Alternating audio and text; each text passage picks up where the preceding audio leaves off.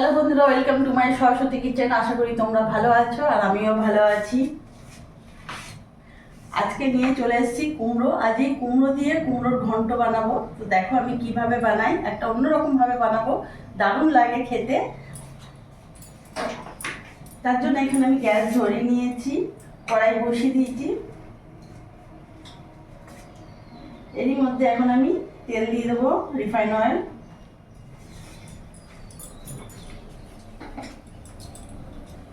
তেলটা একটু গরম হোক।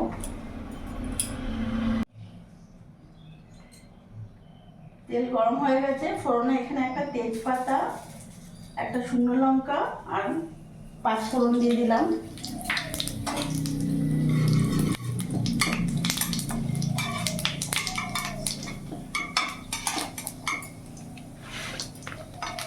ফোড়নটা ভাজা হয়ে গেছে। এখানে কেটে রাখা ডুমডুমো করে আলু কেটেছি, দিয়ে দেবো পুরোটা।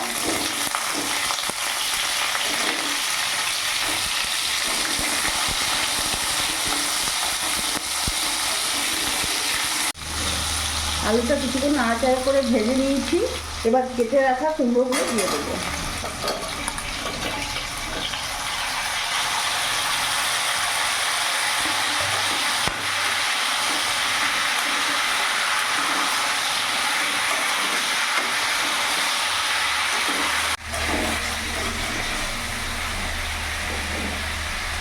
গ্যাসের ফ্লেমটা আমি মিডিয়াম রাখবো। এর মধ্যে এক এক করে উপকরণ দিয়ে দেবো। এখানে লবণ দিয়ে দিলাম,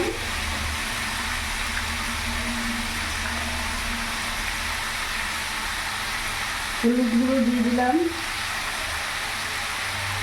জিরে গুঁড়ো দিয়ে দিলাম, সামান্য একটু লঙ্কা গুঁড়ো দিয়ে দিলাম।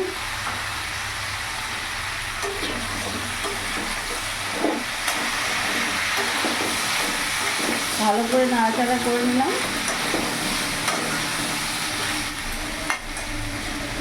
এবার এর মধ্যে আমি কয়েকটা কাঁচা লঙ্কা চিড়ে দেবো, তোমরা তোমাদের ঝাল মতন দিও।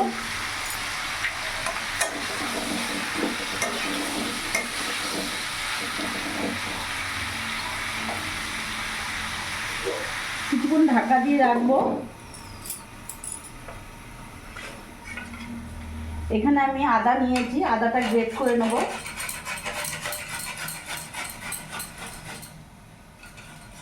বন্ধুরা, রেসিপিটা আমার সম্পূর্ণ নিরামিষ, তোমরা দেখতে পাচ্ছ।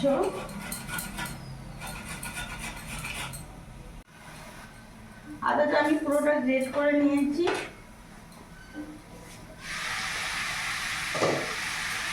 এর মধ্যে আমি আদা গ্রেট করাটা পুরোটা দিয়ে দেবো।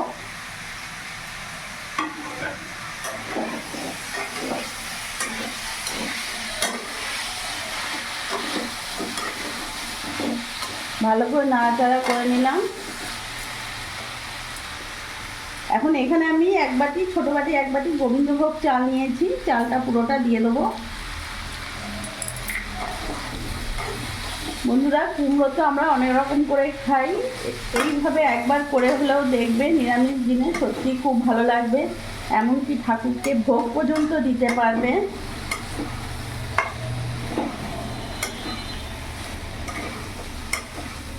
ভালো করে নাড়াচাড়া করে নিয়েছি। এবার এর মধ্যে আমি জল দিয়ে দেবো।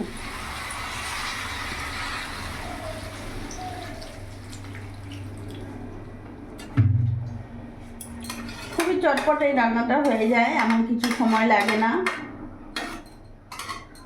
এবার ভালো করে মিশিয়ে নেব।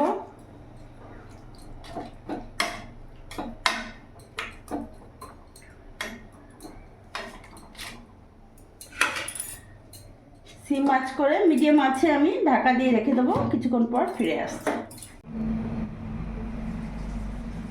কিছুক্ষণ ধরে ঢাকা দিয়ে রেখেছিলাম, একবার ঢাকা খুলে দেখবো।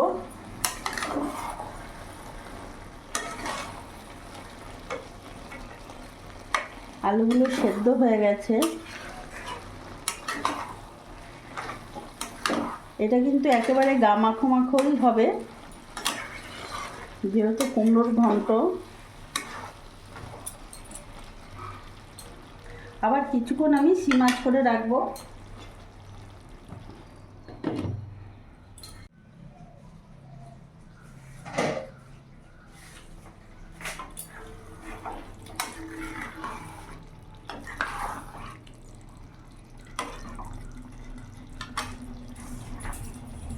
এবার এর মধ্যে আমি সামান্য একটু চিনি দেবো, যেহেতু মিষ্টি কুমড়ো বেশি দেওয়ার দরকার নেই, সামান্য একটু দিলাম।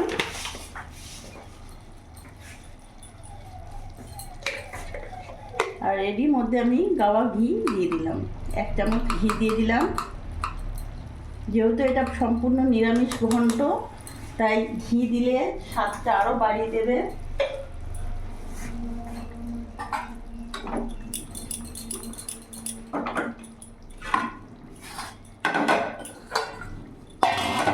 গ্যাসটা অফ করে দেবো, নামিয়ে দেবো। কুমড়োর ঘন্ট একেবারে রেডি হয়ে গেছে।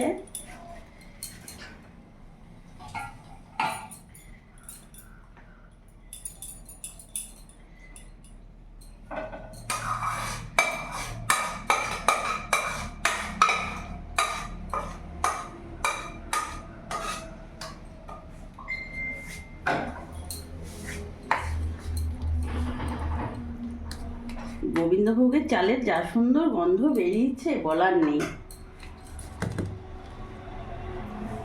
তো দেখলে বন্ধুরা আমি কিভাবে খুব সহজে কুমড়ো ঘন্ট বানিয়ে ফেললাম গোবিন্দভোগ চাল দিয়ে। একবার হলেও করে দেখো, ঠাকুরকে ভোগও দিতে পারবে আর নিজেরা খেতেও পারবে, এতটাই টেস্টি হয়। আর আমার এই ভিডিওটা যদি ভালো লাগে প্লিজ লাইক করো, পাশে থেকো, আর তোমরাও ভালো থেকো।